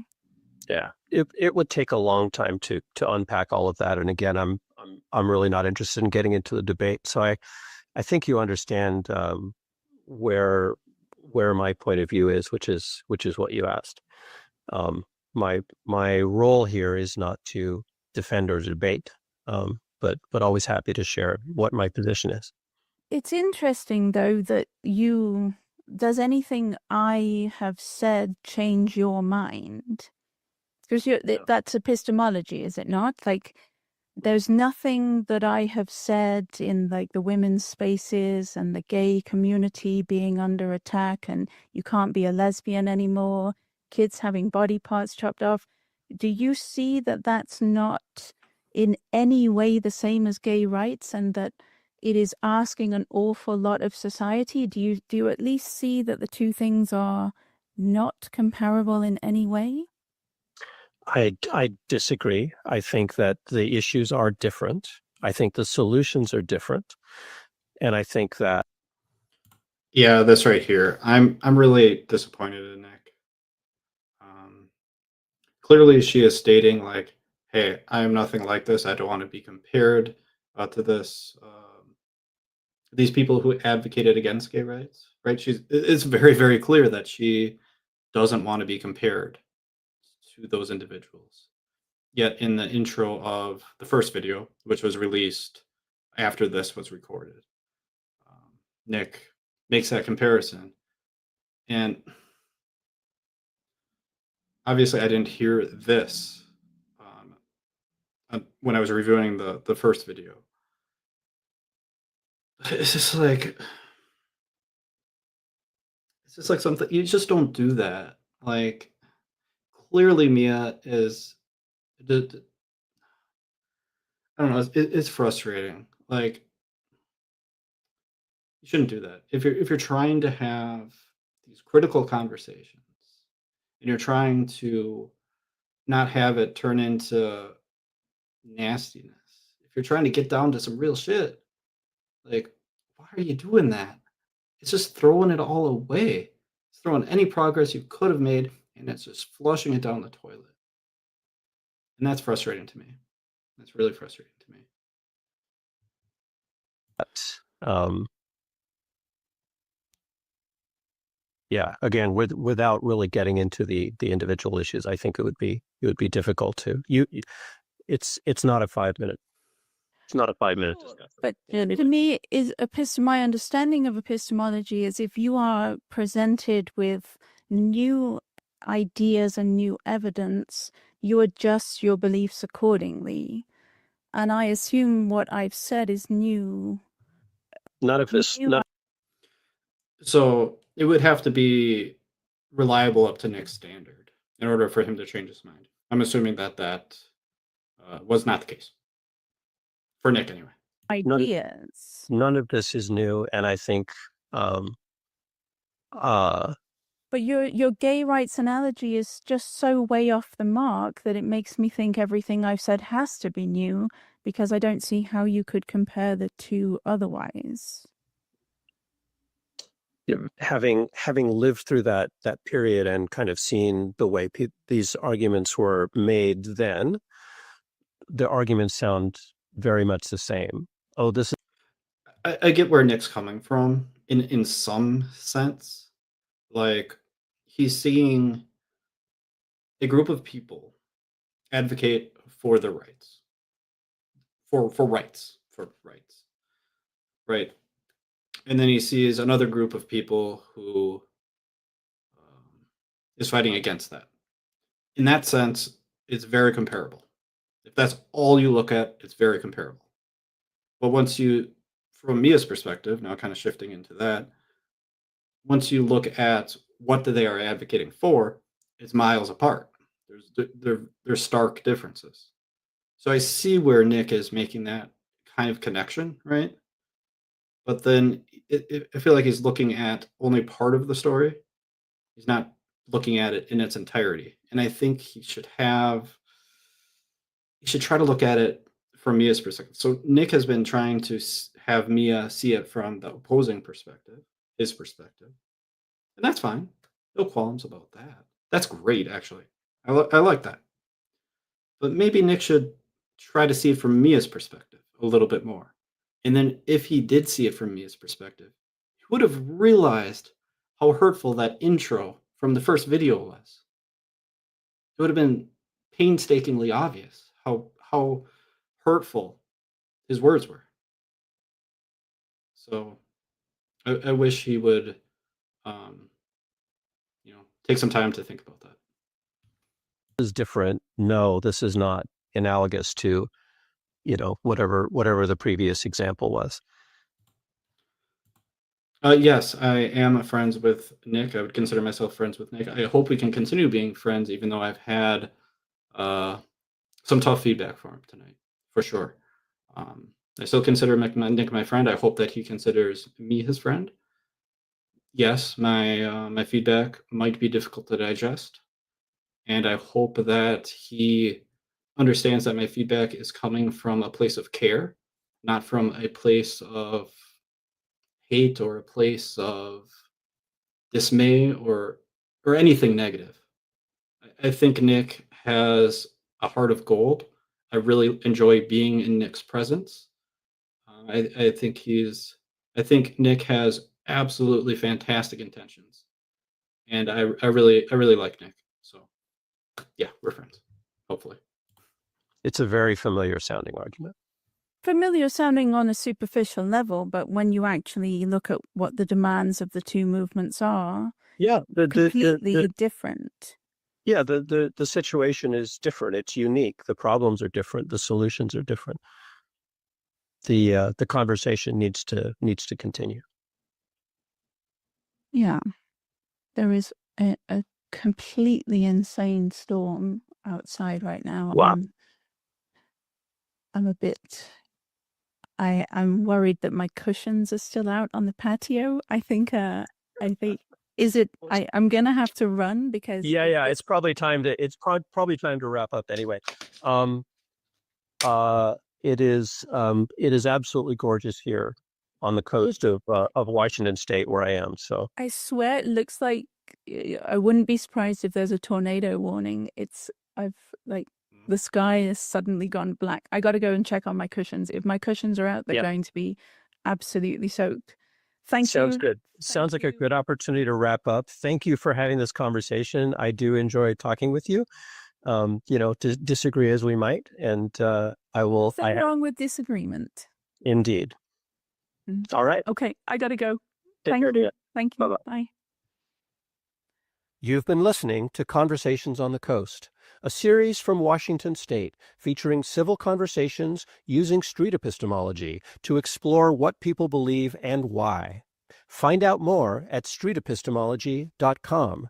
You can learn how to have these conversations in your own life at navigatingbeliefs.com. I maybe would have left that off for this one, but that's just me. I don't know that was a good example of street epistemology. It remained civil. I thought it was going to be a lot worse by the descriptions that I had from both of them. I thought that it was going to be worse. I thought it was going to be a little bit more aggressive. And I'm pleased to know that it wasn't that bad. So that's a positive. I know I had some harsh criticisms for Nick today. I hope this doesn't discourage him from trying to have these conversations. I will say that it kind of discourages me from having these conversations. And I know you guys are going to be like, Fierce, what the heck are you even talking about? Like, that doesn't make any sense. Hear me out. Like, you have all these people involved in the street epistemology community trying to have these conversations about difficult topics. And I observe people are super passionate about this. Even people who are on the board, on the SEI board, Street Epistemology International. And I see them having conversations about pretentious topics, topics that are radioactive. They're really hard to talk about.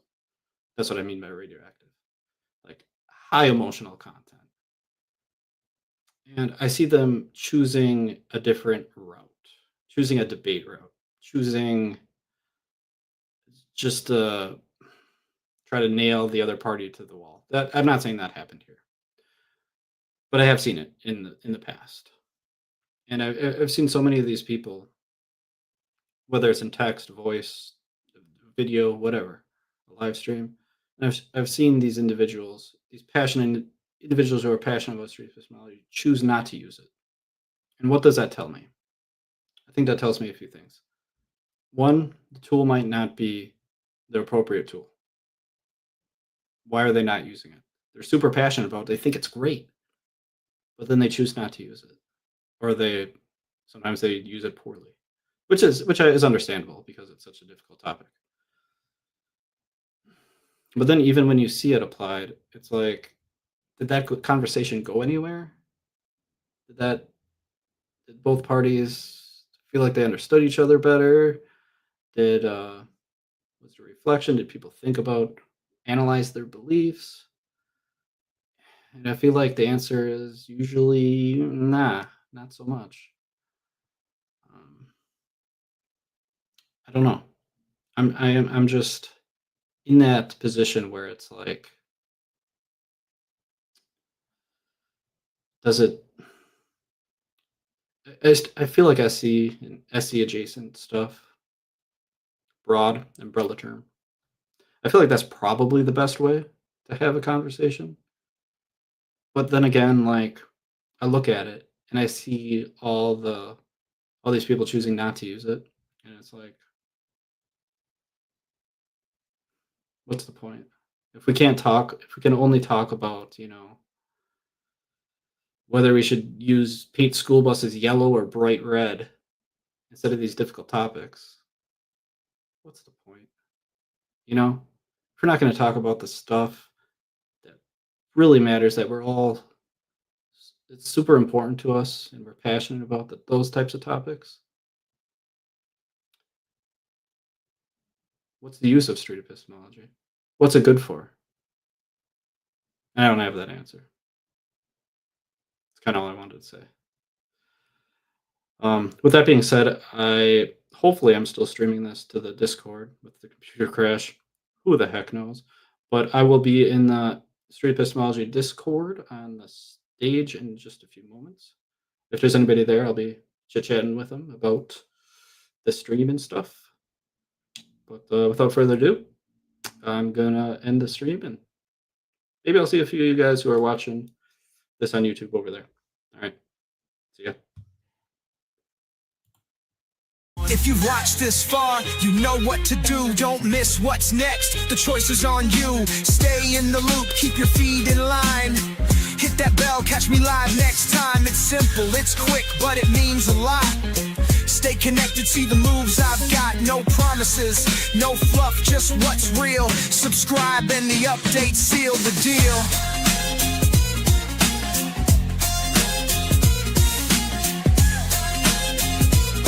Subscribe, hit the bell, and I'll see you.